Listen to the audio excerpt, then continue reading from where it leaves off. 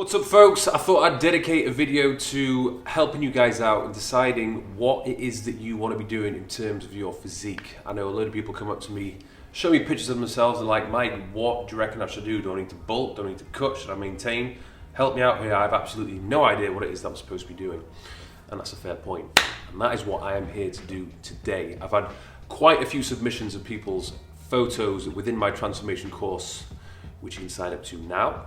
I'm going to use a couple of these just to help you out. The first category of individuals, which I'm going to discuss first, are those who have either been maintaining or bulking and then they're transitioning into a cutting phase, but they do so in a very aggressive manner, okay? So they drop their calories more than 500 or 800 calories per day, placing themselves in an excessive calorie deficit. Now, even though you may see short-term results, or at least you think you're seeing short-term results, you're actually shooting yourself in the foot, because what's going to happen further down the line is you will lose body fat, but you're also going to lose a lot of muscle mass because you're just not consuming enough calories to maintain the level of muscle mass which you have. You also find that your metabolism is going to slow right down because obviously you're consuming fewer calories. Your body's like, oh crap, I don't want to die. I don't want to just disintegrate into nothing. So we need to slow down how many calories we're burning at rest. And what the problem is once you've now reached this sort of lighter, smaller version of yourself, it then becomes very difficult to lose further body fat down the line because of this slowed down metabolism and the less lean muscle tissue or the lean mass which you have overall. If we take a look at some examples from people within my group, you can see we have a guy here, 6'2", 195 pounds. He was previously consuming 2,800 calories and he decided to cut on 2,200 calories. So there's no need for this person to be cutting so aggressively. I probably would have cut down to maybe 2,600, 2,700, maybe added an extra cardio routine. He's got a lot of potential to put muscle mass on. And if he was to bring his calories right down to 2,200, there's going to be no chance that he'll be able to build new muscle tissue. We got another guy here who's a little bit leaner. He's 82 kilograms. He was previously consuming 2,500 calories. He's decided to cut on 1,700, 1,800 calories on an extremely high protein diet, but very low fat, very low carb. So first of all, let's talk about the calories. Don't recommend, again, cutting so aggressively. There's no need to. Plus, he's already very lean. The next category of individuals we have are those who are looking to put on size, but they're just not eating enough. Obviously, if you want to build muscle tissue, you want to put on size, you have to be in a calorie surplus. You want to be consuming more calories than you are expending.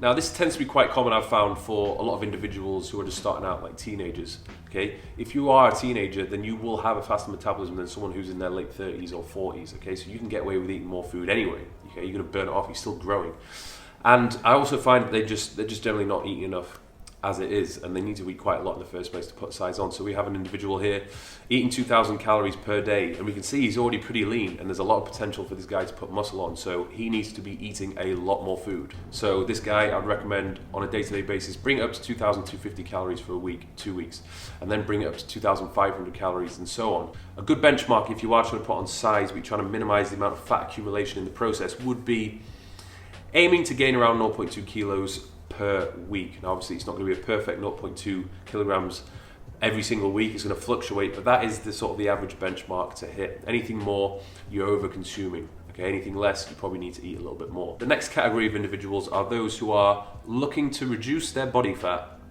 but they're struggling to do so because they're just not eating enough. Now I have found that this tends to be quite common with the older generation who, maybe in their 30s and their 40s, they've just got to a point where they think, oh, if I want to look really lean, I have to really bring my calories right down. And a lot of them just tend to pick this figure out of 2,000 calories. And like I said before, once you've been on this calorie intake for too long, your metabolism is going to slow down quite a bit. It's going to be very difficult for you to put on more muscle. And because your metabolism is trying to protect you, it's going to be very difficult for you to lose further body fat because, the next thing you could possibly do is to bring your calories down further, but then you're just going to feel miserable. It's going to be unhealthy, and the only other option is to just increase your calorie expenditure, so doing more cardio. But you don't want to be in a situation where you're doing cardio every single day just to maintain a certain level of body fat. So my advice for these people, I've seen this work countless times before. You've got to kind of put aside that initial goal of getting as lean as you possibly can do. The first goal should be to build up your metabolism, okay? Get your body used to eating more calories. So if I take a case study from one of my online clients, what actually happened was I gradually got this guy eating more calories.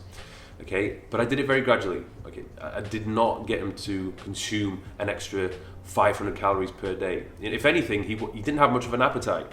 He was actually struggling to eat more food, so it has to be done quite gently.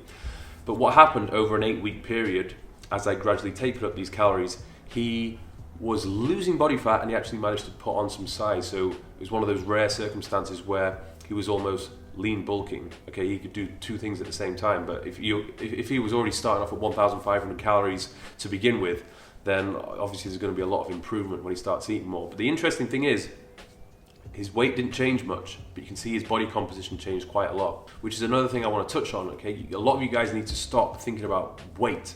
Okay, your body weight. If so many people come up to me and say, Mike, I want to lose 5 pounds, I want to lose 10 pounds, and I'll be like, you got the wrong idea. What you want to lose is body fat, okay? You want to lose as much body fat as possible whilst maintaining your current weight. If anything, it'd be a bonus if you can actually add a bit of weight and lose body fat at the same time, because ultimately, if you're going to be putting on muscle tissue, you are going to gain weight. The next category I will touch upon are the individuals who, they're consuming a decent amount of calories. They've got a decent amount of muscle mass, and they're not fat, but they're not shredded, and they're at this point where they're like, well, what do I do? You know, should I bulk? Should I cut? The first guy we have, 17 years old, 78 kilograms, 6'1", current macros 2,400 calories. Now, this guy's young, okay, he's 17, so he can't have been lifting for too long. So there's a lot of potential for this guy to put size on. So if he was to drop his calories further, he's not going to have a chance at all in getting any bigger. Yes, he'll get leaner, but you know, he's just going to be skinny lean, which is not what you want. So this guy, I would recommend he bulks. Okay, I recommend that he bumps up his calories to 2,600. Protein intake is fine. I'll probably just up his carbs. The next person we have, he's also got a good frame on him. Okay, he's 29, a little bit older.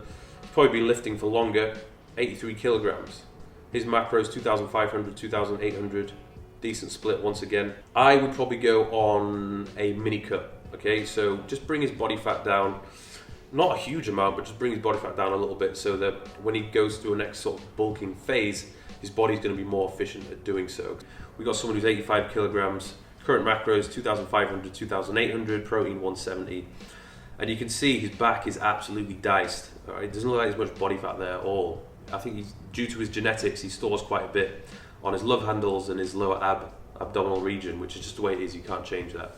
So for this individual, even he will probably be tempted to go on a cut to, you know, bring out his abs more, which, you know, I don't blame him. But I think if we look at the bigger picture, you know, he's got a lot of potential to put more size on.